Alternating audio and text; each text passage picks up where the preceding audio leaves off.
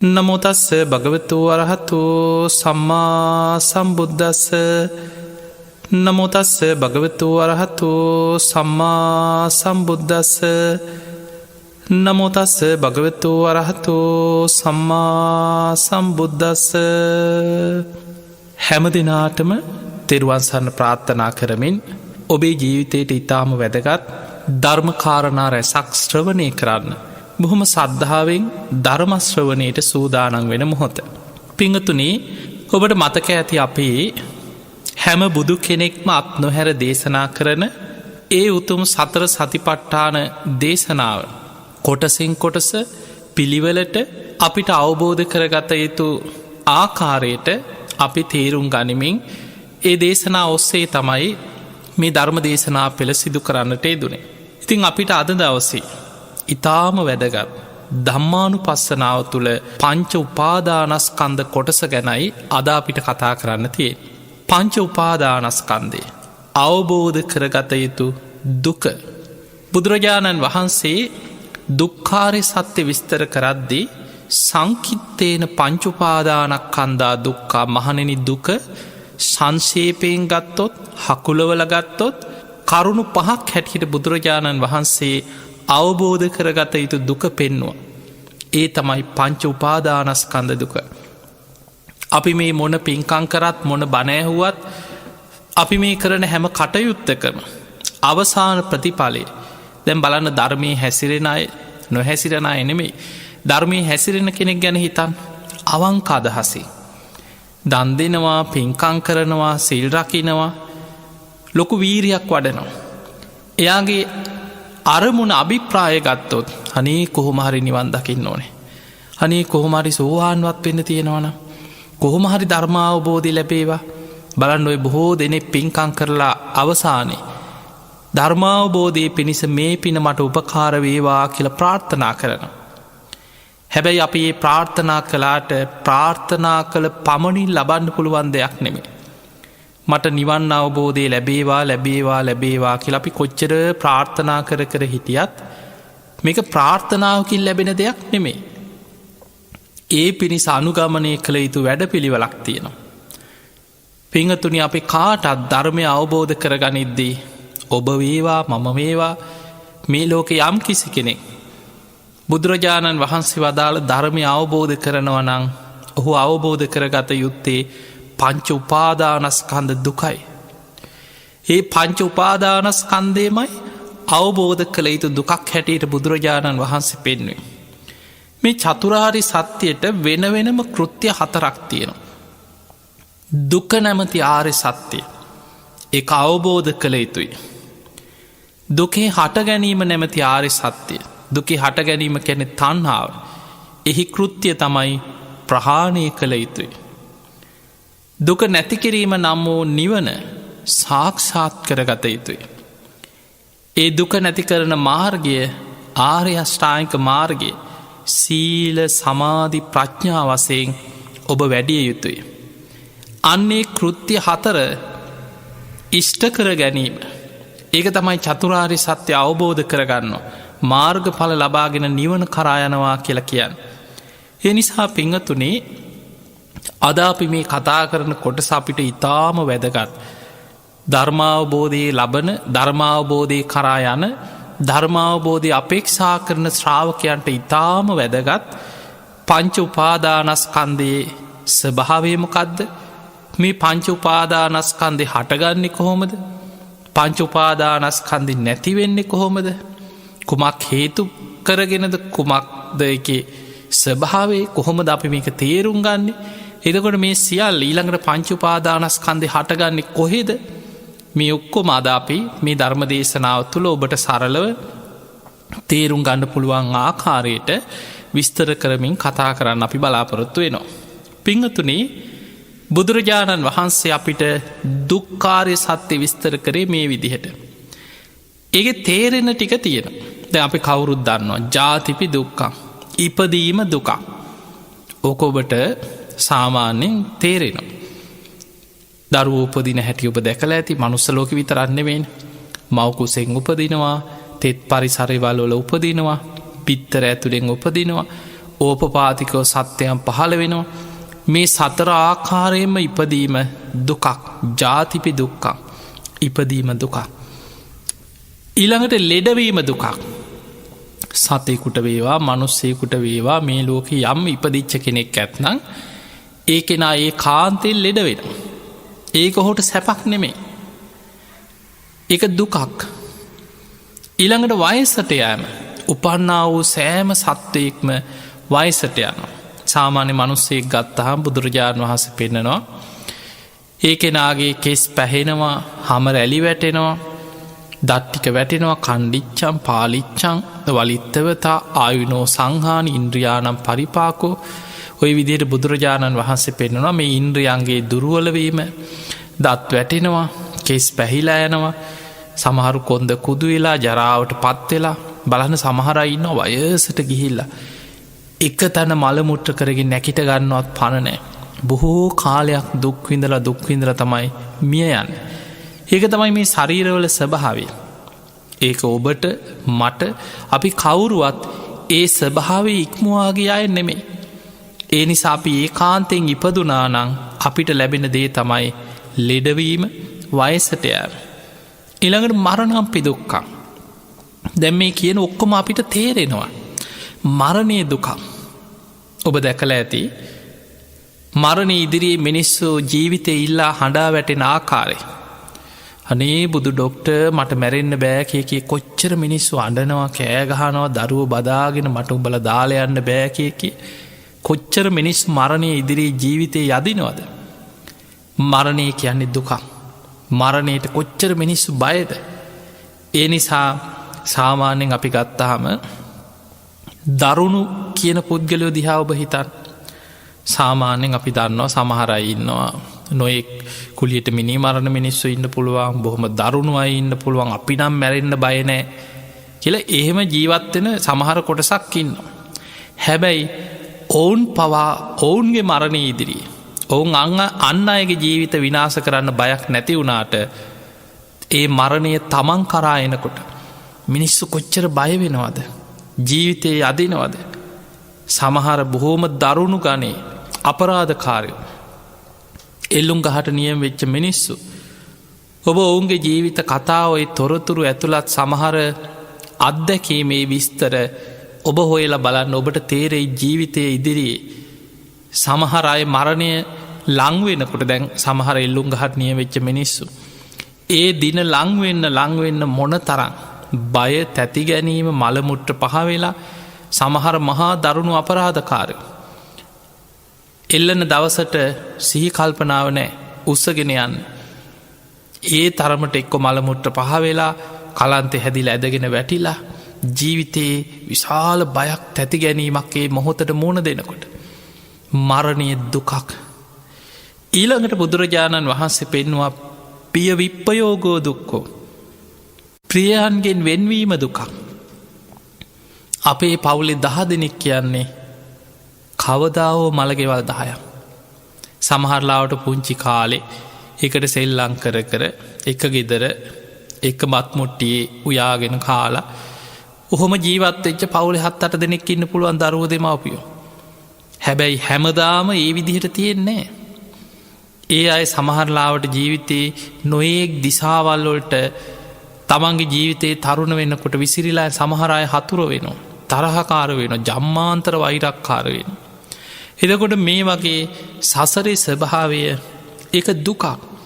පිය විප්පයෝගෝ දුක්කෝ. මිනිස්සු හිතන අනේ මගේ දරුවෝ මගේ නෑදෑය හැමදාම් මගේ ළඟ මේ විදිහටම ඉන්නවන එක කවදාවත් නොවෙන්න දෙයක්. ඊළඟට හතුරෝ තරහකාරෝ එකට ජීවත්වෙන්න සිද්ධ වෙන අපියෙහි සම්පයෝගෝ දුක්කෝ. අපිට ජීවිතයේ ප්‍රිය පුද්ගලයම්ම මුණ ගැහෙනවන් නොවේ. ඔබ බලන්න ඔබේ ජීවිතය ඔබ කොච්චර අකමැති වුණත් ඔබ රැකියාව කරන තැන ඔබ ජීවත්වෙන නිවස අසල්වැසියන්ගේ පැත්තෙන් ගත්තත් සමයිට ඔබේම නෑයවෙන්න පුළුවන්. ඔබේ ගෙදරම ඉන්න පුළුවන්. ඔබට වද දෙන පීඩන කරන ඔබට ගහන මානසිකෝ නොමරා මරණ ජීවිතේ මැරි උපදින මිනිස්සු කොච්චර ඉන්නවාද. එතකොට අපි කැමති ප්‍රියමනාප පුද්ගලයෝ විතරක් අපිට හැමදාම් මුණ ගැහිලා ඒ ඇත් එක්ක ජීවත්තෙන් ලැබෙනව නොවේ. මේක තමයි ජීවිතයේ ස්වභාවය. ඊළඟට බුදුරජාණන් වහන්සේ පෙන්නවා යම්පිච්චන්න ලබති තම්පි දුක්කං. යමක් කැමතිද ඒ කැමතිදේ නොලැබීමේ දුක. ඒක විස්තර කරන්න තියෙන්නේ අර කලින් කතා කරපු කාරණා සියල්ලත් එක්ක ගලපලා. ඉපදීම ස්වභාවේ කොටගත් සත්‍යයන් කැමතියෙන අනේ මටනම් මේ වගේ උපතක් එපා කියලා ඉපදිලා දුක්විදින ආකාරි දැකලා හැබැයි කැමතිදේ ලැබෙන්නේ අන්න කැමතිදේ නොලැබීමේ දුක. වයසට යන ගිහිල්ල දුක්විදින අය දිහා දැකලා කැමතියෙන අනේ මටනම් මෙච්චර දුක්විදින්න ඕන්නේ හැබැයි අපි කැමති වූ පමණින් අපිට ලැබෙන්නේ. ලෙඩවෙන අය දැකලා මිනිස්සු ලෙඩ රෝග හැදිල අන්ත දුක්විදිනවා දැකලා කැමති වෙනවා හම්බෝ මටනම් මේ වගේ දුකක් නං ඔන්න මටනම් මේ වගේ ලෙඩක් හැදෙන් එපා. සමහරු කියන උපෝපන් ජාතිවත් මේ වගේ ලෙඩක් නං. හැබැයි ඒ තුළමති උපෝපන් ජාතිවත් මේ වගේ ලෙඩක් හැදෙන් එපා කියලා කියනව සමහරු ප්‍රාර්ථනා කරන. හැබැයි මතකතියාගන්න උපදිනවා කියන උපෝපන් ජාතිකන ජාති උපදින තව කැමති. හැබැයි ලෙඩක් නැතුව එක වෙන දෙයක් නෙමේ ඉපදුනානං ඒ කාන්තෙන් ලෙඩ වෙනවා. වයසට යන එක ආරය සත්‍යයක්. එතකොට අපිට මේ ප්‍රාර්ථනා කරලා ලෝක ධර්මතාවය ආරය සත්‍ය වෙනස් කරන්න බෑ. අපි විතරක් නෙමේ අපේ බුදුරජාණන් වහන්සේ උන්වහන්සේගේ ජීවිතේම ඔබ නිකං උදාහරණයකට ගන්න. සාරා සංකීය කල්ප ලක්ෂයක් පාරමී පුරලා. දස පාරමී ධර්ම පාරමී උපපාරමී පරමත්ත පාරමී හැටියට පාරමී පුරලා. උන්වහන්සේගේ දාන පාරමිතාව අපිට හිතාගන්නවත් බෑ. මේ අහසේ තියෙන තරු කැටවලට වඩා ලෝතුරා සම්බුද්ධත්වය ලැබේවා කියන ප්‍රාර්ථනයෙන් සසර පුරාවට ඇස් දන්දීලා තියෙනවා කියන. මේ සතර මහා සාගරයේ ජලයට වඩා දීර්ඝ සංසාර ගමනේ ලෝතුරා සම්බුද්ධත්වයම ලැබේවා කියන ප්‍රාර්ථනයෙන් ලේ දන් දුන්න කියනවා. මේ මහපොළොේ පස්වලට වඩා ශරීර මාන්සේ දන්දීපු වාර අනන්තයි කියන.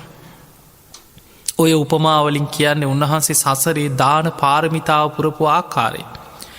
ඒ තරම් පින්කරපු කෙනෙක් බුද්ධත්වයට පත්වෙන ජීවිතේ උන්වහන්සේට දෙතිස් මහා පුරුෂ ලක්ෂණ අර පිනෙම්ම සසර පිරූ පාරමී ධර්ම පුුණ්‍ය ශක්තිය නිසාම උන්වහන්සේගේ සිරුරෙන් මහා පුරුෂ ලක්ෂණ මතු වුණා.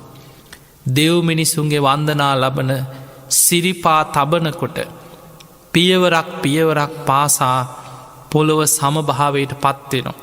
පොළොවෙ තියෙන කුණුරොඩු ගල් කැබලි මේ වයිවත් වෙලා පොළොව පිරිසිදු භාවයට පත්වෙනවා. ඒ තරම් පින්වන්ත බුදුරජාණන් වහන්සේ පවා ලෙඩ වුණා. උන්වහන්සේත් වයසට ගිය. ඒක තමයි ලෝක ස්වභාවේ. බුදුරජාණන් වහන්සේ උන්වහන්සේ ලෙඩවෙච්ච අවස්ථා ගණනාවක් ධර්මී සඳහන් වෙනවා. බුදුරජාණන් වහන්සේට කොන්දෙ කැක්කුමක් බලවත් වෙච්ච සිදුවීම් තියෙනවා. හිසේ කැක්කුමක් පිටිං විට බලවත් වනා කියලා තියෙනවා.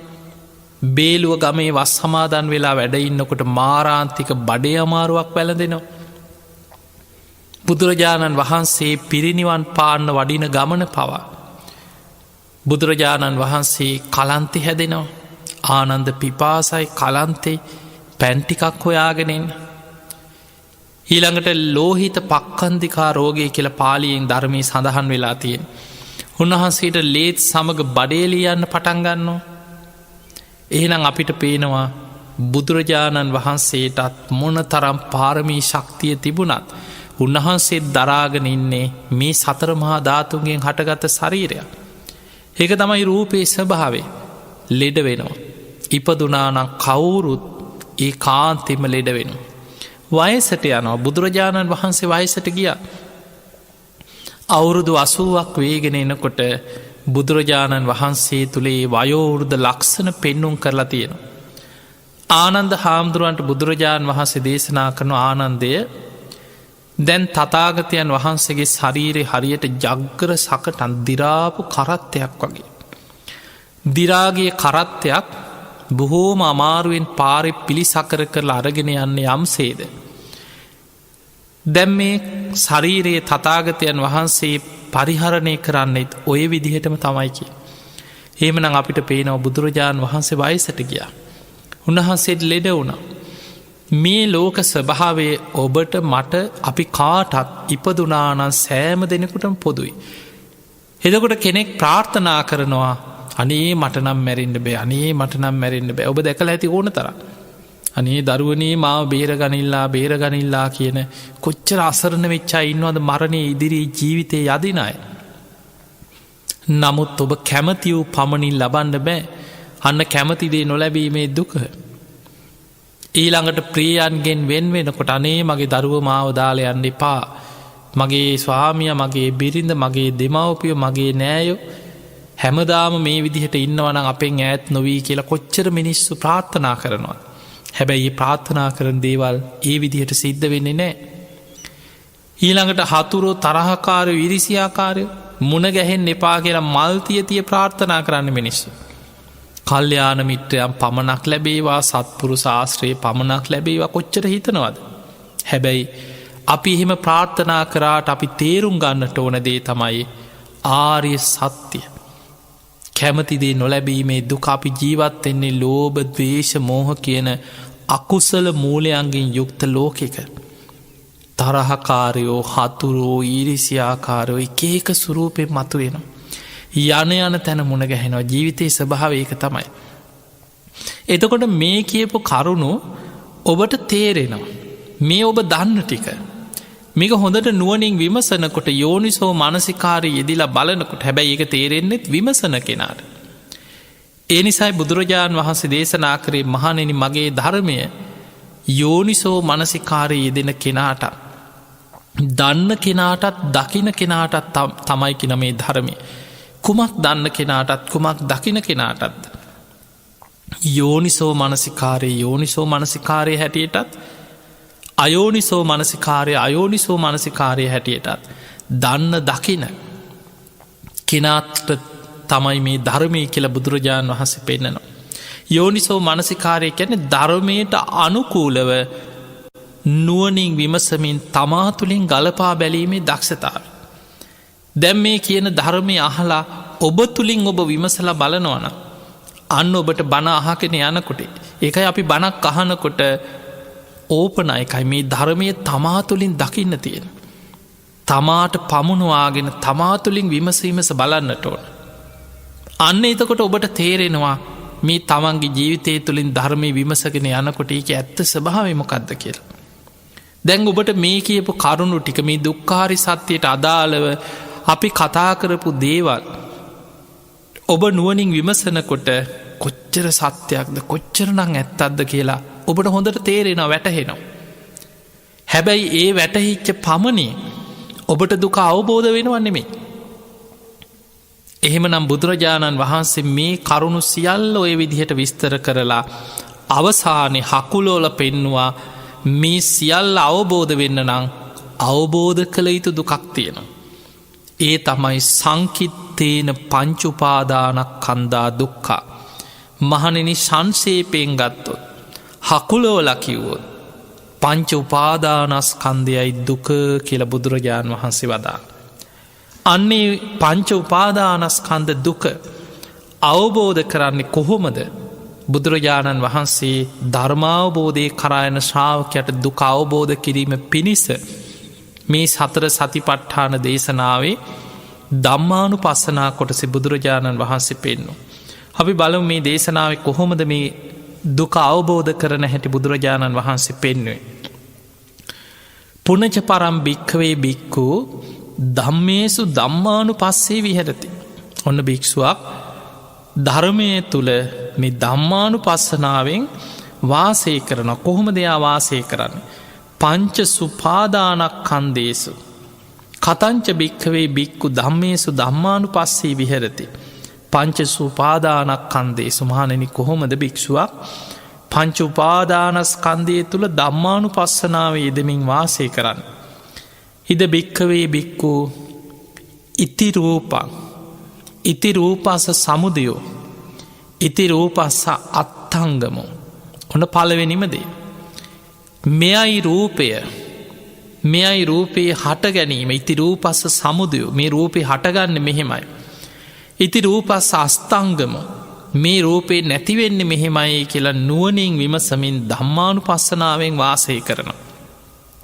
අපි ඉස්සරලා පංච උපාදානස්කන්ධය කියලා කියන්නේ රූප, වේදනා, සංඥා, සංඛාර, විඤ්ඤාණ. මේ පළවෙනි එක තමයි රූපය. රූපය කියලා කියන්නේ සතර මහා ධාතුන්ගෙන් හටගත් ශරීරයට. රුප්පතීතිකෝ භික්කවේ තස්මා රූපන්ති උච්චති. මේක බිඳෙනවා, බිඳි බිඳි යන දෙයක්. මේ රූපේ බුදුරජාණන් වහන්සේ උපමාවක් පෙන්වුවා පෙන පිඩක් වගේ. ඔබ දැකලා ඇති පෙන ගුලි, පෙන පිඩවල් තියෙන. සාමාන්‍යයෙන් ඔය ලංකාවේ නම් වතුර ගලාගෙන යන ඔබ වෙල්ලි ආයවල් ළඟ දැකලා ඇති, එක්ක නාන තැන්වල දැකලා ඇති. අර වතුර වැටෙනකොට ඒ වතුරෙන් හැදෙන පුංචි පෙන ගුලි වගේ. ඒ පෙන ගුලිය එක පාට පේන්න තිබුණට ඒකේ අර්ථයක් නෑ. ඒක හිස් දෙයක්. බුදුරජාණන් වහන්සේ පෙන්වා මේ රූපයත් ඒ වගේ. සතර මහා ධාතුන්ගෙන් හටගත්ත රූපය පෙන පිඩක් වගේ රූපයක්. එතකොට මේ රූපයට බොහොම ලස්සන උදාහරණවලින් බුදුරජාණන් වහන්සේ පෙන්ලා තියෙන රූපය කියන්නේ මොකක්ද? උන්වහන්සේ වදාළක් කණු 4ක් හිටවලා වරිච්චි බැඳලා, අපි උළුවස්සක් ජනේලයක් තියලා හේතු කරලා බැඳලා, ඊළඟට හරහට ලී පටි වගේ රීප් බඳිනවා. මෙහෙම බැඳලා වහලයක් සෙවිලි කරලා පොල්ලතු හරි මොනවා හරි තල්ලතු හරි මොනවා හරි වහලයට දාලා ඊළඟට මැටි ගහලා ඔන්න බිමත් මැටි ගෑවට පස්සේ දැන් අපි මේකට කියන්නේ ගේ කියලා. හැබැයි කලින් මේ ගේ හදන්න එකතු වුණේ ලී කෑලි 4ට අපි කියන්නේ ගේ කියලා. උළුවස්සට අපි කියන්නේ ගේ කියලා. අර ජනේලෙට අපි කියන්නේ ගේ කියලා. පොල්ලතු ටිකට ගේ කියන්නේ. හැබැයි ඒ කොටස් ඔක්කොම එකතු වුණාට පස්සේ අපි ඒකට කියනවා ගේ කියලා. අන්න බුදුරජාණන් වහන්සේ පෙන්වුවා මේ රූපයත් ඒ වගේ. ඇට සැකිල්ලක් නහරවැල් වලින් එතිලා මස්ලේ තැවරිලා අර දෙතිස් කුණුප කොටස් ඔක්කොම ඇතුළට ඔබලා මස්ලේ තැවරිලා හමකින් වැහුණට පස්සේ අපි කියනවා රූපය කියලා. හැබැයි ඊට කලින් කොටස් ටිකට අපි වෙන් කරාට පස්සේ රූපය කියන සංඥාව නැති වෙනවා. එතකොට තියෙන්නේ මේ තියෙන කේස් ටික, මේ තියෙන රෝම කෝප ටික, මේ තියෙන නියපොතු ටික, ඔය තියෙන දත් ටික, මේ තියෙන සම, මේ තියෙන මස්, ඔය තියෙන නහරවැල් ටික, ඔය තියෙන ඇටමිදුළු, ඔය තියෙන අස්ති කෑලි, ඔය හිස් කබල, ඔය බෙල්ල යට, ඔය ඉලෑට කූඩු. එතකොට අපිට වෙන වෙනම අපි සංඥා ගොඩක් තියෙන වෙන වෙනම වර්ග ගොඩ. හැබැයි මේ ඔක්කොම එකතු කරලා තියෙනකොට මම රූපය අපි තව නන් දෙනවා. මේ නිමල්, සුමනා, කමලා, අජීත්න අපි නං වලින් හඳුන්වන. හැබැයි ඒකකයක් හැටියට පුද්ගලයෙක් හැටියට තිබුණට තියෙන්නේ හර සතර මහා ධාතුන්ගෙන් හටගත්ත මේ කුණුප කොටස් ගොඩක එකතුව. එතකොට මේ ශරීරයේ පඨවි, ආපෝ, තේජෝ, වායෝ හැටියට ඔබට දැන් මේ ධර්මයේ කොච්චර ගැලපෙනවද කියලා බලන්න. ඔබ මේ දේශනා පෙළ දිගට අහගෙන හිටියනම් දැන් ඔබට මේකත් එක්ක ගැලපිලා එනවා කායානුපස්සනාවේ ධාතු මනසිකාර භාවනා කොටස. අන්නේ ධාතු මනසිකාර භාවනාවේ බුදුරජාණන් වහන්සේ පෙන්වුවා ශරීරේ හැදිලා තියෙන පඨවි ධාතු කොටස් මේ ගොරෝසු ස්වභාවයෙන් යුක්ත, ඝන ස්වභාවයෙන් යුක්ත පඨවි ධාතු කොටස් 20ක්. ඒවා සතර මහා ධාතුන්ගෙන්ම තමයි හටගන්නේ. හැබැයි ඒවා පඨවි ස්වභාවය වැඩි. ඊළඟට ආපෝ වැగిරිලා යන දේවල් 12ක් තියෙනවා. තේජෝ ශරීරය තුල උණුසුම් ස්වභාවයෙන් කොටස් 4කට බෙදුවා. වායෝ කොටස් 6කට බෙදුවා. මේ ශරීරයේ තියෙන උඩු අතට ගමන් උද්දංගමා වාත, අදෝගමා වාත, කුච්චිසයා වාත, අංගමංගානුසාරිනෝ වාත, ඔය වගේ ශරීරය ඇතුලේ තියෙන වායෝ ධාතු. මෙන්න මේ සතර මහා ධාතු ඒ කොටස් ඔක්කොගේම එකතුව රූපය කියලා හඳුන්වනවා. එතකොට බුදුරජාණන් වහන්සේ පෙන්වුවා ඉති රූපම්, මෙයයි රූපය කියලා. රූපය ගැන ඔන්න දැනගන්න. රූපය කියන්නේ මොකක්ද? ඉති රූපස්ස සමුදයෝ, මේ රූපය හටගන්නේ කොහොමද කියලත් දැනගන්න. ඉති රූපස් අස්තංගම, මේ රූපයේ නැතිවීම මොකක්ද කියලත් දැනගන්න. රූපේ හට ගැනීම තමයි ආහාර සමුදයා රූප සමුදයෝ. එන රූපයේ නැතිවීම කියන්නේ ආහාර නිරෝධා රූප නිරෝධෝ. අන්න ඔබ හොඳට තේරුම් ගන්න ආහාර ප්‍රත්තියෙන් තමයි මේ රූපය හටගන්න. ආහාර නිරුද්ධ වෙනකොට රූපය නිරුද්ධ වෙලා යන. ආහාර අපි කනබොන ආහාර. මේ ධර්මී ආහාර වර්ග 4ක් බුදු හාමුදුරුවෝ පෙන්වනවා. කබලින්කාර ආහාර, මනෝ සංචේතන ආහාර, විඤ්ඤාණ ආහාර, ස්පර්ශ ආහාර හැටියට. එතනින් අපි මේ කතා කරන්නේ අනිත් ආහාරත් ඒවට එකතු වෙනවා තමයි. හැබැයි අපිට මේ රූපය පෝෂණය වෙන්නේ අපි කනබොන මේ කබලින්කාර ආහාර. අපි සමහර කනබොන කෑම කියලා කියන්න හොඳට තේරුම් ගන්න පුළුවන් විදියට. හැබැයි මේ ආහාර හැමෝටම දැන් ඊටාම සියුම් දිව්‍ය ශරීරයක් ඇති දෙවියන්ට පවා ආහාර. අපි කනබොන ආහාර නෙමෙයි හැබැයි.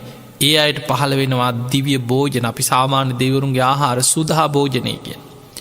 ඊළඟට අමනුෂ්‍ය සියුම් ශරීරයක් තියෙන ඔවුන්ටත් ආහාරයක් අවශ්‍යයි. ඔවුන් අසූචි ටිකක් මලමුට්ට ටිකක් හරි අපි කනවා වගේ මේ සත්තු කනවා වගේ කනවා නෙමෙයි, ඌරු කනවා වගේ අසූචි කනවා නෙමෙයි. ආග්‍රහණය කරලා. ඒ ආග්‍රහණයෙන් තමයි ඔහුගේ කුසගින. ඒක තමයි ඔහුගේ ආහාර ගන්න ක්‍රමය. මේ ලෝකේ හැම සත්වයෙක්ම සබ්බේ සත්තා ආහාරට්ටිතිකා. මේ සෑම සත්වයෙක්ම ආහාරයක් මුල් කරගෙන තමයි ශරීරය පවත්තන්නේ. හැමෝටම ආහාරයක් අවශ්‍ය. ඔබ හිතන්න ඔබට කන්නේ බොන්නේ නැතුව ඉන්න පුළුවන්ද කියලා දවස් ගාන. උප්පරිම දවස් 3 4 5 කලන්තේ හැදිලා ඇදගෙන වැටෙනවා. ඒ නිසා කෙනෙකුට මොනවා හරි ආහාරයක් අවශ්‍යයි ශරීරය පවත්තන්න. අන්නේ ආහාරයෙන් තමයි මේ රූපේ හටගන්නේ, රූපේ පවතින. ඒ ආහාර නැති වෙනකොට රූපේ නිරුද්ධ වෙලා යන. එහෙමනම් ආහාර සමුදයා රූප සමුදය. මේ ආහාර කනබොන ආහාර කබලින්කාර ආහාර මුල් කරගෙනයි මේ රූපේ හටගන්නේ, රූපේ පවතින. එහෙමනම් ආහාර නැති වෙනකොට රූපේ නිරුද්ධ වෙලා යනවා. ඔන්න ඔය දැනීම ධම්මානුපස්සනාවට ඊටාම වැදගත්. මේක හේතුඵල වශයෙන් තමයි තේරුම් අරගෙන විමසන්නේ. එහෙම නැතුව මෙච්චර කල් අපි හිතාගෙන ඉන්නේ මේක මම, මගේ, මට ඕන විදිහටයි මේක තියෙන්නේ, මමයි ඉන්නේ. එතකොට මම කියලා කොහෙන් ගත්තත් සක්කාය දිට්ඨිය තුළ, ආත්ම දෘෂ්ටිය තුළ Taman දිහා බලන්න මේක මගේ කැමැත්තකට මට ඕන විදිහට මේ ඔක්කොම සිද්ධ වෙනවා වගේ. හැබැයි බුදුරජාණන් වහන්සේ මෙතන පෙන්වන්නේ ඇත්ත ස්වභාවයේ යෝනිසෝ මනසිකාරයෙන් දකින්න ඇත්තටම රූපය කියන්නේ මොකක්ද? මේ රූපේ හටගන්නේ කොහොමද? රූපේ නැති වෙන්නේ කොහොමද? ඔච්චරයි ඔබ තේරුම් ගන්න තියෙන්නේ. ඊළඟට බුදුරජාණන් වහන්සේ වදාලා ඉති වේදනා, ඉති වේදනාය සමුදය, ඉති වේදනාය අත්ථංගම. අන්න විඳීම ගැනත් ඒ විදිහටම තේරුම් ගන්න. විඳීම කියලා කියන්නේ ඇහි ස්පර්ශයෙන් ඇතිවෙනවා විඳීම, කනේ ස්පර්ශය නිසා ඇතිවෙනවා විඳීම, නාසයේ ස්පර්ශය නිසා ඇතිවෙනවා විඳීම, දිවේ ස්පර්ශය නිසා ඇතිවෙනවා විඳීම, මේ කයේ ස්පර්ශයෙන් ඇතිවෙනවා විඳීම, මනසේ ස්පර්ශයෙන් උපදිනවා විඳීම. දැන් ඔන්න ඔබට ඔතනත් තවත් තේරුම් ගන්නවා අපි මේ සතර සතිපට්ඨානයම වෙනම කතා කරා ගොඩාක් ගැඹුරින් වේදනානුපස්සනා කියන සතිපට්ඨාන කොටස. අන්න එතනදී අපි කතා කරා විඳීම ඇතිවෙන්නේ කොහොමද? ස්පර්ශය නිසා විඳීම ඇති වෙනවා. අන්න වේදනාවේ සමුදය ස්පර්ශය මුල් කරගෙනයි විඳීම උපදින්නේ. ස්පර්ශය නැති වෙනකොට විඳීම නිරුද්ධ වෙලා යනවා. ස්පර්ශය වෙනස් වෙනකොට විඳීම නිරුද්ධ වෙනවා. අන්න ඒක හොඳට තේරුම් ගන්නවා. විඳීම කියන්නේ අපිට ඇහැට, දැන් අපි එකක් තේරුම් ගමු ඇහැ මුල් කරගෙන. අපිට ඇහැට රූපයක් පේන්නේ කෙනෙක් කියලා මම දැක්කා මම බලාගෙන හිටියේ. හැබැයි මතක තියාගන්න අපි කොහොමද දකින්නේ? ඇසයි රූපයයි විඤ්ඤාණයයි එකතු වෙනවා. ඒකට ධර්මයේ කියන ඇසේ ස්පර්ශය. ඔබේ ඇසයි ඒ දකින රූපයයි ඔබේ ඇහි තියෙන චක්කු විඤ්ඤාණය. ඒක හටගන්නේ මානසිකාරයත් එක්ක. එතකොට ඇසයි රූපයයි විඤ්ඤාණය එකතු වීම ඇසේ ස්පර්ශය. ඔන්න ඔය ස්පර්ශය නිසා තමයි දකින රූපය ගැන විඳීමක් උපදින. අන්න ඒක තමයි වේදනාව කියලා කියන්නේ. ඇහෙන් දකින රූප ගැන විඳීම ඇති වෙනවා. ඔය විදිහටම කනෙන් අහන ශබ්දය ගැන විඳීම ඇති වෙනවා. නාසයට දැනෙන ගඳ සුවඳ ගැන විඳීමක් ඇතිවෙන. දිවට දැනෙන රසය ගැන විඳීමක් ඇතිවෙන. කයට දැනෙන පහස ගැන විඳීමක් ඇතිවෙන. හිතට එන සිතුවිල්ල ගැනත් විඳීමක් ඇති නොයි ස්පර්සයම තමයි විඳීම ඇතිවෙන. ඔන්න විඳීම. ඒ විඳීම සැප විඳීමක් දුක් විඳීමක් දුක් සැප රහිත විඳීම. ඒ ස්පර්සයට අනුව ඒ වගේ විඳීම් වෙනස් වෙන. ඊළඟට වේදනාය සමුදයෝ අන්නේ විඳීම කොහොමද හටගන්නේ කියලා හොඳට තේරුම් ගන්න ස්පර්සයමයි හටගන්න. ඇසයි රූපය විඤ්ඥාන එකතුවීම ඇසේ ස්පර්සය අන්න ඇහේ විඳීමට හේතුව. කනයි සබ්දය විඤ්ඥාන එකතුවීම කනේ ස්පර්සය අන්නේ විඳීමට හේතුව. නාසයයි ගඳ සුවඳයි විඤ්ඥාන එකතුවීම නාසේ ස්පර්සය අන්න විඳීමට හේතුව. දිවයි රසයයි විඤ්ඥාන එකතුවීම අන්න දිව ස්පර්සය අන්න විඳීමට හේතුව. කයයි පහසයි විඤ්ඥානය එකතුවීම අන්න කයේ ස්පර්සී විඳීමට හේතුව. මනසයි අරමුණුයි විඤ්ඥානය එකතුවෙන. අන්න මනසේ ස්පර්සේ අන්න මනස තුළින් ඇතිවන විඳීමට හේතුව. එතකොට ඔය විදිහට කොහොමද මේ විඳීම හටගන්නේ ස්පර්සයනුයි විඳීම ඇතිවෙන්. ඊළඟට ඉති වේදනාය අත්තංගම මේ විඳීම නැතිවෙන්නේ කොහොමද අන්න ස්පර්සය නිරුද්ධවීමෙන් ස්පර්සි වෙනස්වීමෙන් විඳීම වෙනස් වෙන. හේතු පල තියෙන්නේ මේ හේතු නිසා හටගත්තා ඒ හේතුව නැති වෙනකොට නිරුද්ධ වෙන. අන්න ඒක හොඳට තේරුම් ගන්නවා. ඊළඟට බුදුරජාණන් වහන්සේ වදාලා ඉති සංඥා ඉති සංඥාය සමුදයෝ ඉති සංඥාය අත්තංගම අන්න සංඥාව ගැනත් ඒ විදිහටම තේරුම් ගන්න. සංඥාව කියලා කියන හඳුනා ගැනීම. ඇහෙන් අපි රූප හඳුනගන්න. කනෙන් සබ්ද හඳුනගන්න. නාසයෙන් අපි ගඳ සුවඳ හඳුනගන්න. දිවෙන් අපි රස හඳුනගන්න. මේ කයෙන් අපි පහස හඳුනගන්න. මනසෙන් අපි අරමුණු හඳුනාගන්න. ඔයි තමයි අපි හඳුනා ගැනීම. එතකොට මේ හඳුනා ගැනීම ඇතිවෙන්නෙත් අර කලින් කියපු ස්පර්සය නිසාමයි. ඇහැයි රූපයයි විඤ්ඥානය එකතු වෙනකොට තමයි දැකපු රූපය ඇහෙන් හඳුනගන්න. අපි හිතම අපි ඇහෙන් දකින අපි ලස්සන මලක් දැක්ක හරි මල්වත්තක් හරි මල්ගහක් කියලා හිතන් ඔන්න මල් ගහක් දකින. දැන් දකින්නේ කොහොමද ඇසයි අර මල්ගස්ස තමයි රූපය විඤ්ඥානය එකතු වෙනවා.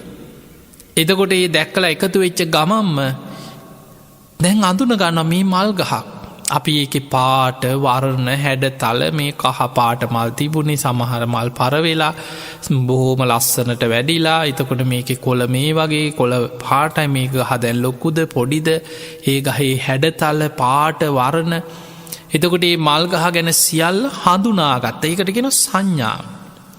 ඒ විදියට තමයි අපි යාන වාහන ගස් කොළන් ගෙවල් දොරවල් පුද්ගලයෝ ආමේ අසවලා මේ මෙයා එදා මෙයා මේ වගේ දැන් ටිකක් වෙනස් වෙලා එතකොට මේ ඔක්කොම හඳුනා ගැනීම සංඥා.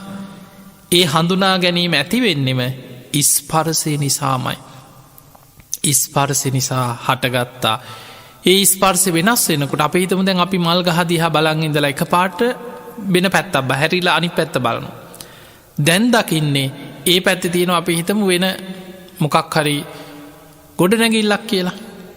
දැ මල්ගහත් පැත්ත බලන් හිට දැන් අනි පැත් හැල බලු දැන් තියෙන ගොඩ නැගිල්. දැන් දකින්නේ ගොඩ නැගිල්ල.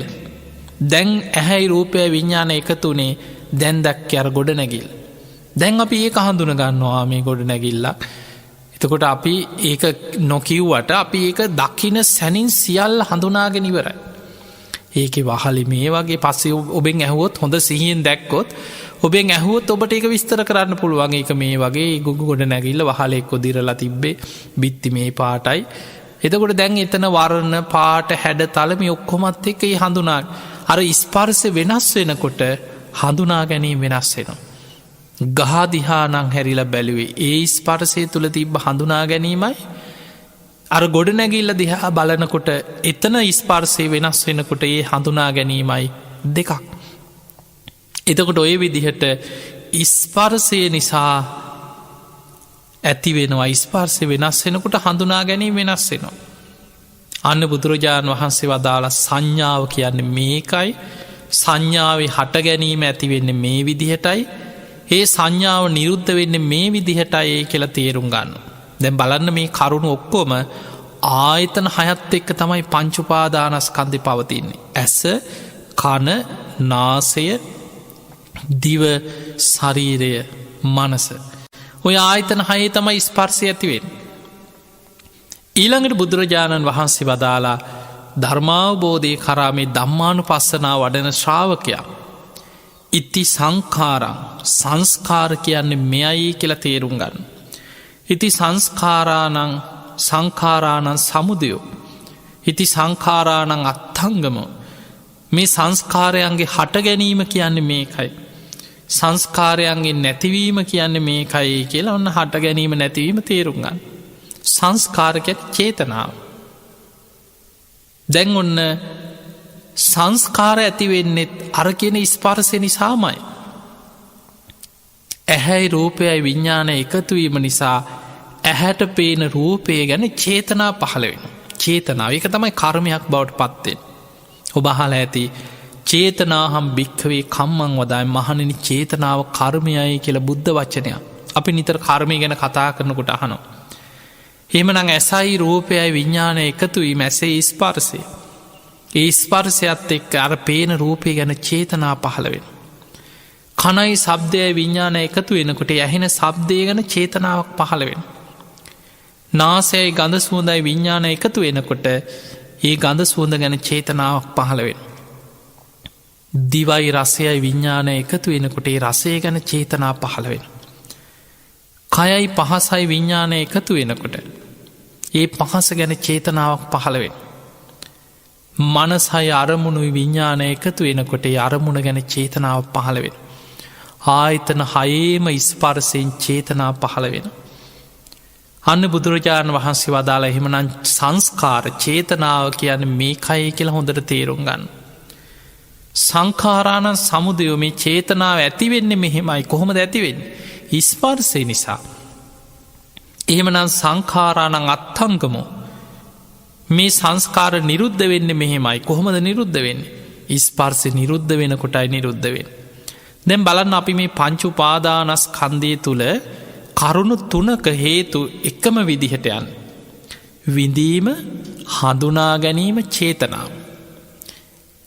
ඒ විඳීම, හඳුනා ගැනීම, චේතනා කියන කරුණු තුනම ඇතිවෙන්නේ ස්පර්සය ප්‍රත්්‍යෙන්මයි. ස්පර්සය නිසාම විඳීම ඇතිවෙනවා. ස්පර්සය වෙනස් වෙනකොට විඳීම වෙනස්වෙන. ස්පර්සය නිසාම හඳුනා ගැනීම ඇති වෙනවා. ස්පර්සය වෙනස් වෙනකොට හඳුනා ගැනීම වෙනස් වෙනවා. ස්පර්සය නිසාම චේතනා පහළ වෙනවා. සංස්කාර ස්පර්සය වෙනස් වෙනකොට චේතනා වෙනස් වෙනවා. තැන් බලන්න වේදනා සංඥා චේතනා කියෙන කරුණු තුනටම ස්පර්සයත් එක්කයි මේ හට ගැනීම් නැතිවීම් තියෙන්. ඊළඟට මේ කරුණු තුනම එකට බැඳිලා තියෙන්. බුදුරජාණන් වහන්සේ අපිට වෙන වෙනම තේරුම් ගන්න පහසු විදිහට පෙන්වට යමක් විඳිනවද ඒ විදින දේමයි හඳුනගන්න. ඒ හඳුනගන්න දේ ගැනමයි චේතනා පහළවෙන්. වේදනා සංඥා චේතනා යමක් ඔබ විඳිනවද ඒ විදින දේම යහෙන් හඳුනගන්න. ඒ හඳුනගත්ත දේ ගැනමයි චේතනාව පහළවෙන්. එහෙමනං ස්පර්සය තමයි වේදනා සංඥා චේතනා කියන තුනටම හේතු. ස්පර්ස වෙනස් වෙනකොට විදීම් සංඥා හඳුනා ගැනීම තුනම වෙනස් වෙලා යන. අන්න හේතු පල වසයෙන් හොඳට තේරුම් ගන්න. ඊළඟට බුදුරජාණන් වහන්සේ පෙන්වා මේ විදිහට දකිනවා. ඉති විඤ්ඥානං විඤ්ඥානය කියන්න මෙයයි. ඉති විඤ්ඥානස්ස සමුදයෝ මේ විඤ්ඥානය හටගන්න මේ විදිහයි. ඉති විඤ්ඥාන සත්හංගම මේ විඤ්ඥානය නැතිවෙන්න මේ විදිහයි කියල දකිනවා. විඤ්ඥානය අන්න මායා බුදුහාදුර පෙන්වේ විජානාතීතිකෝ භික්කවේ තස්මා විඤ්ඥානන්ති උච්චති. දැනගන්නවා කෙන අර්ථයෙන් විඤ්ඥානය කියලා කියන. විඤ්ඥානය බුදුහාන්දුර උපමා කරා මායූපමංච විඤ්ඥාන. මහනිනියොයි විඤ්ඥානය කියලා කියන්නේ මායාකාරයෙක් වගේ. අපි රවට්ටනවා. අපි නොමගයාවනු. අපිට යථාස භාවය නෙමෙයි විඤ්ඥානය මවල පෙන්න්නන්නේ අපේ මේ කෙලෙස් සහිත විඤ්ඥානය තියෙන ස්වභාවේ. අවිද්‍යා සහගත විඤ්ඥානයෙන් අපි දකින්නේ හැම වෙලායම සංඥා විපල්ලා සත්තෙක්. අනිච්චේ නිච්ච සංඥයක ඇත්තටම අනිත්‍ය වුණාට අපි දකින්න මේක නිත්‍යයේ කියලා. දුක්කේ සුක සංඥ ඇත්තටම දුකක්. ඒ වුණාට මේක දකින්නේ සැපක් කියලා. අනාත්ම දේ තුළ ආත්ම සංඥාවෙන් අසුභ දේ තුළ සුභ සංඥාවෙන් අපි දකින්නේ වැරදි සංඥාවකින් වැරදි මුලාවකින් අපි විඤ්ඥාණයෙන් හඳුනගන්න. එතකොට මේ විඤ්ඥාන ඉස්සරලා අපි විඤ්ඥාන තේරුම් ගම් ඇහේ හටගන්නවා විඤ්ඥාන්න අර ස්පර්සින් මේ ඔක්කොම එකට බැඳිලා තියෙන ඇහැයි රූපයයි විඤ්ඥානය එකතුයි මැහෙයි ස්පර්සි එමන ඇහැයි රූපය එකතු කරන්නේ විඤ්ඥානෙන් අපි ඇහේ හටගන්න විඤ්ඥානයට කියෙන චක්කු විඤ්ඥානය කනයි සබ්දයයි විඤ්ඥාන එකතු වෙනවා අන්න එතන විඤ්ඥානය තියනවා ස්පර්සි ඒ කනේ හටගන්න විඤ්ඥානයට කියෙන අපි සෝත විඤ්ඥානය නාසයයි ගඳ සුවඳයි විඤ්ඥාන එකතුවීම නාසේ ස්පර්සි එහෙමනම් එතන විඤ්ඥානයක් තියෙනවා ඒ තමයි නාසේ හටගන්න විඤ්ඥාන අපිකට කෙනවා ගාන විඤ්ඥාන එක්කම විඤ්ඥානය වුණට හටගන්න තැන අනුව ඒ විඤ්ඥාන වෙනස්කං ඇතිවෙන. ඊළඟට දිවට රසයක් දැනෙනවා දිවයි රසයයි විඤ්ඥාන එකතු වෙන එක දිවේ ස්පර්සි එමන එතන විඤ්ඥානය තියෙනවා ජීවහා විඤ්ඥානය කයයි පහසයි විඤ්ඥාන එකතු වෙන.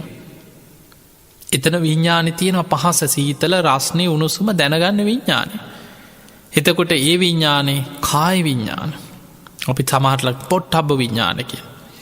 ඊළඟට මනසේ ඇති වෙනවා විඤ්ඥානය සිතයි සිතුවිලි විඤ්ඥානය එකතු වෙන එක තයි මනසේ ස්පර්සය කිය. ඒ විඤ්ඥානයට අපි කෙනවා ධම්ම විඤ්ඥානය මනසය මනෝ විඤ්ඥානය මනසේ හටගන්න විඤ්ඥාන.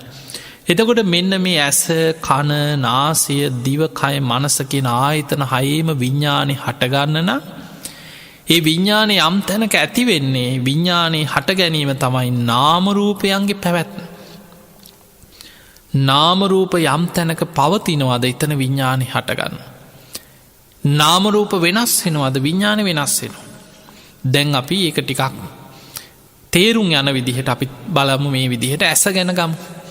නාමරූප රූප කියලා කියන්නේ සතර මහා ධාතුන්ගෙන් හටගත් අන්න අර ඇස හැදුනෙත් පටවි ආපෝ තේජෝ වායෝ කියන සතර මහා ධාතුන්ගේ එකතුවකින් තමයි ඇස හැදිලා තියෙන. අපි ඒකට ධර්මය කියන මස් ඇස මස්වලින් හටගත්ත ඇහැක් අපිට පේන්න තියෙනවා ඒක තමයි රූපය. ඊළඟට ඒ ඇහැ මස්වලින් හැදිච්ච ඇහැක් තිබුණ කියලම විඤ්ඥානය හටගන්නේ දැන් මැරිච්ච මනුස්සෙක් ගැන හිතන්න. එයාගේ ඇහැ තියෙනවා හැබැයි ඒ ඇහැ අර මස්වලින් හැදිච්ච ඇහැ තිබුණ කෙළයාට රූප පේන්නේ නාම ධර්මයා තුළ නෑ. නාම ධර්ම කියන්නේ තමා තුළ ඇති වෙනවා අර වේදනා සංඥා චේතනා පස්ස මනසිකාර බුදුහාන්දුරු පහක් පෙන්න. පට ව්‍යාපෝ තේජෝ වායෝ කියන සතර මහා ධාතුගෙන් හටගත්ත ඇස තුළ ඇති වෙනවා වේදනා. අපි කලින් කතා කරපෙක්මයි සංඥා හඳුනාගැන පස්ස චේතනා අපි කලින් කතා වුණා වේදනා සංඥා චේතනා තුනම ඇතිවෙන්නේ පස්ස ස්පර්සය නිසා. ඊළඟට ස්පර්සයටත් හේතු වෙන්නේ මනසිකාර. එතකොට ඔන්න ඔය කරුණු ඔක්කොම යෙදිච්ච තැන අර මස්ව සතර මහධාතුගෙන් හටගත් අපි මස ඇස තුළ විඳීමත් තියෙනවන හඳුනා ගැනීමත් ඇති වෙනවන රූපවල චේතනාවත් ඇති වෙනවා. ඒ කරුණු තුන්නටම හේතු ඇහැයි රූපය යයි විඤ්ඥාන එකතුවීම. ඊළඟට ඒකට මනසිකාරය අවධානයොමුයෙන් ඕන ඔය කරුණු ඔක්කොම ක්‍රියාත්මක තැන තමයි විඤ්ඥානි පවති. නාම රූපයම්ම යම් තැනක තියෙනවාද එතන විඤ්ඥානය හටගන්න. මතක තියාගන්න මේක චුට්ටක් ගැඹුරු ටිකක් ඔබට බොහෝම සරලව තේරුම් කරන්නයි අපි මේ සරල විදිහට උදාහරණ අරගෙන කියල දෙන්නේ. බුදුරජාණන් වහන්සේ මේ විඤ්ඥානයත් නාමරූපත් අතර අන්තර සම්බන්ධය බුදුරජාණන් වහන්ස පෙන මහනෙන විඤ්ඥානයේ නාමරූපයන්ට උපකාර කරන නාමරූපය විඤ්ඥානයට උපකාර කරනවා. විඤ්ඥාන පච්චයා නාමරූපා නාමරූප පච්චයා විඤ්ඥානන්කය.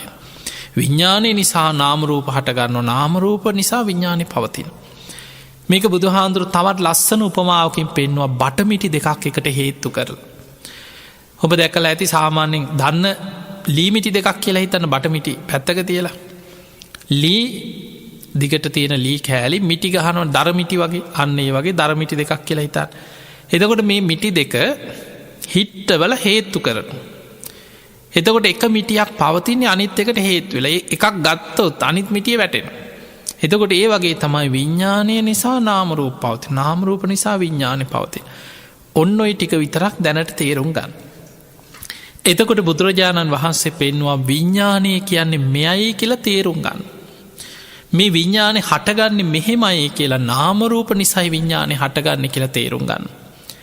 නාමරූප වෙනස් වෙනකොට විඤ්ඥාන වෙනස් වෙනවා කියලා තේරුම් ඔන්න ඔය තේරුම් ගැනීමමයි දැන් අපි කතා කරා රූප වේදනා සංඥා සංකාර විඤ්ඥාන ඔය තමයි පංච උපාදානස්කන්ධය.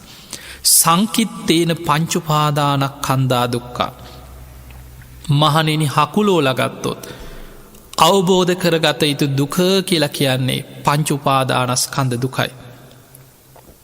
එනිසා පිංහතුනි ඔන්න ඔය කරුණු ටික හොඳට තේරුම් ගන්න නිරවුල්ල තේරුම් ගන්න ඔබ දක්ෂවෙන්. මේ ටික තේරුම් ගත්තා කියලා කියන ඔබට ධර්මාවබෝධය කරා යාගන්න පහසුයි. අපි මල් පූජ කර අනේ මට ධර්මය අවබෝධ වේවා අවබෝධ වේවා කියලා කියා හිටියත් ඔබ අවබෝධ කරන්න තියෙන මේ ටික. අපි හිතම අපි ප්‍රාර්ථනා කරන අනේ මට යම් දවසක නිවන් අවබෝධයම ලැබේවා නිවන් අවබෝධය. එතකොට නිවන් අවබෝධ වෙනවා කියලා කියන්නේ චතුරාර්ය සත්‍යය අවබෝධ වෙන්නේ. ඒ අවබෝධ කළ යුතු චතුරාර්ය සත්‍ය අවබෝධ කළ යුතු දුක තමයි පංච උපාදානස්කන්ධ දුක. අන්න බුදුරජාණන් වහන්සේ පෙන්වනවා දැන් මේ විදිහට තමා තුලින් දකින්න කෙනා ඉති අජ්ජත්තංවා ධම්මේසු ධම්මානුපස්සේ විහෙරති. තමා තුල අජ්ජත්තංවා මේ පංච උපාදානස්කන්ධේ හට ගැනීම නැතිවීම තමා තුලින් දකිමින් ධම්මානුපස්සනාවෙන් වාසය කරනවා.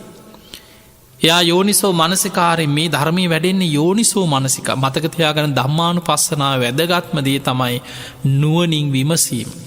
යෝනිසෝ මනසිකාරය. එයා විමසල බලනවා බහිද්ධාවා ධම්මේසු ධම්මානුපස්සේ විහෙරති. බාහිරය තුළ මේ ලෝක ජීවත්වෙන අනිත් හැම කෙනෙක්ම මේ බාහිර ලෝක ජීවත්වෙන හැම කෙනෙක් තුළමත් මේ ස්වභාවයමයි මේ විදිහෙම ඇස කන නාසය දිව කය මනස අම්මා වෙන්න පුළුවන් පුතෙක් වෙන්න පුළුවන් දරුවෙක් වෙන්න පුළුවන් අඩුගානේ පාරේ ඉන්න හිගන්නෙක් වෙන්න පුළුවන් රජෙක් වෙන්න පුළුවන් මේ හැමෝටම තියෙන්නේ ඇස කන නාසය දිව කය මනස. ඒ අය තුළ තියෙන්නේ පංච උපාදානස්කන්ධය. ඒ අය තුලත් මේ මා තුල හටගන්න විදිහටමයි පංච උපාදානස්කන්ධය හටගන්නේ පවතින. ඊළඟට තමා තුල අජ්ජත් බහිද්ධාවා තමා තුලත් බාහිරවත් මේ පංච උපාදානස්කන්ධය හටගන්නේ පවතින්නේ මේ විදිහටයි කියලා ගලපා බලන. එහෙම බලන කෙනාට හොඳට තේරෙනවා සමුදය ධම්මානුපස්සීවා තමා තුළ මේ පංච උපාදානස්කන්ධේ හට ගැනීම හේතුඵල වශයෙන් හොඳට තේරුම් ගනිමින් වාසය කරන ධම්මේසු විහෙරති. වය ධම්මානුපස්සීවා ධම්මේසු විහෙරති. මේ පංච උපාදානස්කන්ධෙන් නැතිවෙන්නේ මේ විදිහටයි කියලා සමුදය අස්තංගමය හට ගැනීම නැතිවීම හොඳට තේරුම් ගනිමින් වාසය කරන. සමුදය වය ධම්මානුපස්සීවා ධම්මේසු විහෙරති. අන්න හට ගැනීමත් නැතිවීමත් ඒකන අනිත්‍ය දකින්න. පංච උපාදානස්කන්ධය තුළ අනිත්‍යයි දැම් මේ විමසන්න. මෙන්න මේ හේතුව නිසා හටගන්න. මේ හේතුව නිසා නැතිවෙන. මා තුළත් මේ බාහිරය තුළත් මේ හැමෝම තුළ පංච උපාදානස්කන්ධය හටගන්නේ පවතින්නේ නැතිවෙන්න මේ ආකාරයටයි කියලා හොඳට තේරුම් ගන්න. ඊළඟට අත්ති ධම්මාතිවා 50 සති පච්චුපට්ඨිතා හෝති. යාවදීව ඥානමත්තා. එතකොට මේ විදිහට මේ පංච උපාදානස්කන්ධ ධර්මයන්ගේ හට ගැනීම නැතිවීම හොඳට සිහිය පිහිටවාගෙන දකින්න කෙනා ඥානමත්තායි මේ ප්‍රඥාව දියුණුවීම පිණිසේ මානසිකාරයාට උපකාර කරනවා. පතිස්සති මත්තා යා තුළ හොඳට සිහිය පිහිටලා සිහිය දියුණුවීම පිණිස උපකාර වෙනවා. අනිස්සිතෝච විහෙරති නචකින්චි ලෝකේ උපාදීයති. එයාගේ හිත කිසිම තැනක ඇල්මකින් පිහිටන්නේ නැතුව මේ ධර්මයන්ගේ යථා ස්වභාවය අවබෝධ වෙනවා. ඒවම්පිකෝ භික්ඛවේ භික්ඛු ධම්මේසු ධම්මානුපස්සේ විහෙරති. පංචසුපාදානස්කන්ධේසු. අන්න බුදුරජාණන් වහන්සේ වදාළ මහණෙනි මෙන්න මේක තමයි පංච උපාදානස්කන්ධය තුල හිත පිහිටවාගෙන ධම්මානුපස්සනාවෙන් ධර්මාවබෝධය පිණිස භික්ෂුවක් වාසය කරනවා කියලා කියන්නේ කියලා ඔන්න බුදුරජාණන් වහන්සේ ඒ කොටස දේශනා කරන්නට යෙදුණා. එතකොට අද අපි කතා කරේ පංච උපාදානස්කන්ධ කොටස. ධම්මානුපස්සනාවට අයිති තාම වැදගත් කොටස. ඒ නිසා පින්වතුනි මේ උතුම් ධර්මය අවබෝධ කරගන්න මහන්සි ගන්න. බොහොම සද්ධාවෙන් බණහන්. මේ ධර්මයේ මං කොහොම හරි අවබෝධ කරගන්නවා කියලා අවංක උත්සාහයක් ඇති කරගන්න. ධර්මයට ආස කරන්න. ධර්මයට කැමති වෙන්න. ධම්මකාමෝ භවං හෝති. ඔබ ධර්මයට ගරු කරනකොට, ධර්මයට ආස කරනකොට, ධර්මයට කැමති වෙනකොට ඒ උතුම් ධර්මය ඔබ තුළ පිහිටන්න පටන් ගන්නවා. හැබැයි යමෙක් බනිනවා නම් ගරහක නෝයි බණහල වැඩක් තියෙනවද? ඔය බණහල කාටද හරි ගියේ කිය ධර්මයට බනින ගරහන කොච්චරයි ඉන්නවද? ධම්මදෙස්සී පරාභව බුදුරජාණන් වහන්සේ පෙන්නවා ඒ අය පිරිහෙනවා. මෙලෝ පරලොව දෙකෙන්ම පිරිහිලා යනවා. ඒ නිසා මේ උතුම් ධර්මය අවබෝධ කර ගැනීම පිණිස ඔබ හැම දෙනාටම මේ උතුම් සතර සතිපට්ඨානය ඇසුරෙන් පියවරෙන් පියවර කොටසින් කොටස මේ ධම්මානුපස්සනා ආදී කොටස් විස්තර කරමින් අපි මේ දේශනා කරන මේ ධර්ම කොට්ටාසය ඔබ හැම දෙනාටමත් උතුම් ධර්මාවබෝධය පිණිස, නිවන් අවබෝධය පිණිසම ආශිර්වාදයක් වේවා කියලා අපි ආශිර්වාද කරනවා. අද ධර්මශ්‍රවණයෙන් ඔබ හැම දෙනාම රැස් කරගත් සියලු පින් ඔබ හැම දෙනාටමත් උතුම් නිවන් අවබෝධය පිණිස, ධර්මාවබෝධය පිණිසම ආශිර්වාදයක් වේවා, පාරමිතාවක්ම වේවා කියලා අපි ආශිර්වාද කරනවා. සියලු දෙවියෝ සාදුකාර දිදී මේ පින් අනුමෝදන් වෙත්වා. ඒ දෙවියන්ටත් නිවන් අවබෝධය පිණිස මේ පින ආශිර්වාදයක් වේවා. ආකාසට්ඨා ච බුම්මට්ඨා දේවා නාග මහිද්దికා පුඤ්ඤන්තං අනුමෝදිත්වා චිරන් රක්ඛන්තු ලෝක සාසනං. ආකාසට්ඨා ච බුම්මට්ඨා දේවා නාග මහිද්దికා පුඤ්ඤන්තං අනුමෝදිත්වා චිරන් රක්ඛන්තු දේශනං. ආකාසට්ඨා ච බුම්මට්ඨා දේවා නාග මහිද්దికා පුඤ්ඤන්තං අනුමෝදිත්වා චිරන් රක්ඛන්තු ත්වං සදා. හැම දෙනාම නිදුක් වේවා, නිරෝගී වේවා, සුවපත් වේවා. හැම දෙනාටම සම්මා සම්බුදු සරණයි.